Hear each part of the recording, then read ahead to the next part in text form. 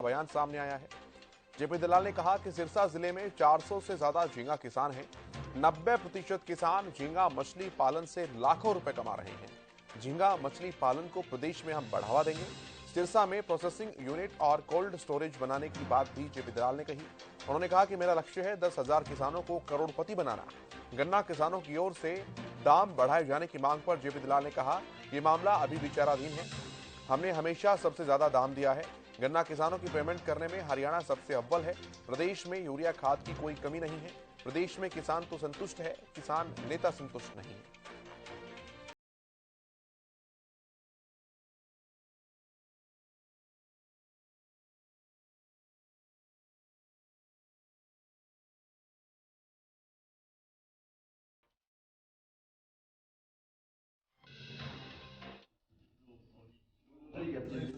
से डाइवर्सिफाई करना पड़ेगा। आप गेहूं और धान से तो एक निश्चित मात्रा के ऊपर नहीं बढ़ सकते, लेकिन हरियाणा के बहुत सारे किसान हैं जो प्रगतिशील किसान हैं। कोई मछली पालन करता है, कोई डेयरी का काम कर रहा है, कोई मशरूम का काम करता है। आपके बागवानी बहुत है सिरसा के अंदर। हाँ, तो इस तरह की जो डाइवर्सिफाई करेंगे तो किसान की आमदनी बढ़ेगी। गुड़गांव के आसपास जो है फूलों की खेती करते हैं, तो अब कुछ किसान ऐसे हैं जो प्राकृतिक कृषि के माध्यम से भी आमदनी बढ़ा रहे हैं। मैंने ऐसा देखा आपकी सिरसा के अंदर तो एक तरह से नीली क्रांति आई हुई है। 400 से ज़्यादा किसान हैं जिन्होंने ये झींगा के फार्म लगाए हैं, और मैं समझता हूँ कि इसमें से 90% किसान ऐसे होंगे जिसने 2.5 एकड़ के फार्म पे 10 लाख से लेकर 20 लाख के बीच में 6 महीने के अंदर कमाए हैं। कृषि के अंदर ये संभव नहीं है। और इसी तरह से अगर ये मछली का उत्पादन करते रहेंगे तो इसका दोहरा फ़ायदा है। देश ये सारा एक्सपोर्ट होता है, विदेशी मुद्रा आती है, किसान की आमदनी बढ़ती है, और जो खारे पानी की ज़मीन है उसमें इससे ज़्यादा उम्मीद करनी भी नहीं चाहिए। तो मुझे उम्मीद है कि अब आने वाले वक्त में हम किसानों की सहायता के लिए पूरा यहाँ इंफ्रास्ट्रक्चर तैयार करेंगे, प्रोसेसिंग यूनिट भी लगाएंगे और कोल्ड स्टोरेज भी देंगे, ताकि उसकी फसल भाव नीचे आ जाता है तो उसके अंदर वो 4 महीने 6 महीने अपने प्रोडक्ट को रख सके, और अच्छा मार्केटिंग की टीम भी यहाँ डेवलप करेंगे। और इसके माध्यम से मेरा टारगेट ये है कि 10,000 कम से कम किसानों को करोड़पति बनाऊं। सर, एक गन्ना की बात की जाए, गन्ना के दाम जो है वो हरियाणा में सर पहले ज़्यादा हुआ करते थे, पंजाब में ज़्यादा हो गए हैं। किसान गन्ना के दाम बढ़ाने की बात कर रहे हैं। हमारा ये मामला जो है भी विचाराधीन है। हमेशा ही हरियाणा सरकार ने प्रदेश के किसानों को देश में सबसे ज़्यादा गन्ने का भाव दिया है, और गन्ने किसानों की पेमेंट करने में भी हम सबसे ज़्यादा आगे हैं। हमारे जितने भी मिल हैं, एक मिल को छोड़ करके सबकी पेमेंट हम साथ साथ करते जा रहे हैं। करके एक मिल हमारा जो है, जो अपने टेक ओवर किया, प्राइवेट मिल था नारायणगढ़ का, उसकी थोड़ी सी पेमेंट बाकी है जो हमने पीडीसी से चेक दिलवा दिए हैं।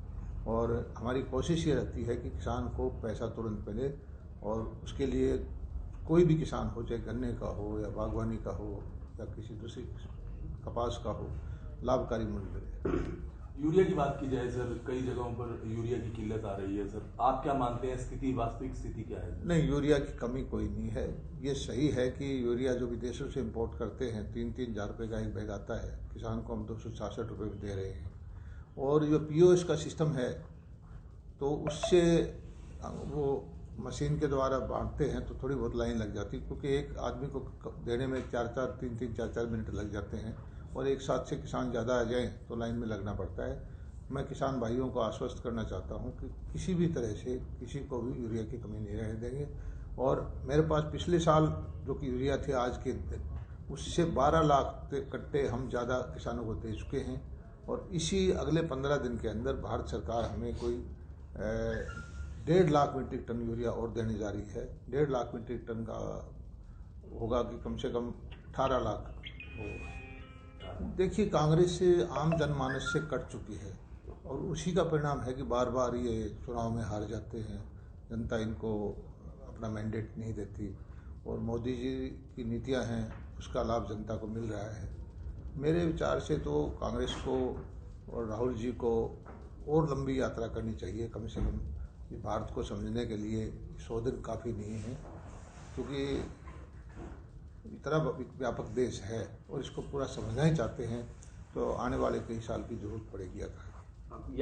इस मुद्दे पर शुरू से बोलता आया कि कुछ लोग हैं जो किसानों के नेता होने का अपने आप को डिक्लेयर कर रखा है और ये वही लोग थे जिन्होंने हमारे रास्ते जाम किए, हमारे बॉर्डर जाम किए, हरियाणा की प्रगति में बाधा आई और बहादुरगढ़ और इधर कुंडली के बॉर्डर पर बैठे रहे।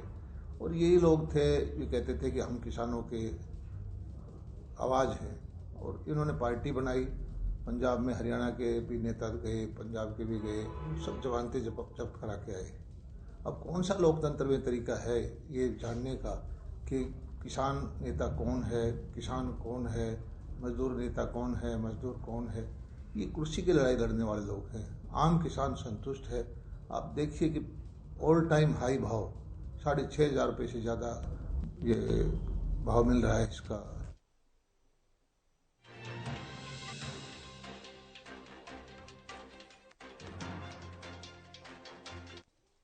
सरसों का भाव 6-7 हज़ार रुपये है।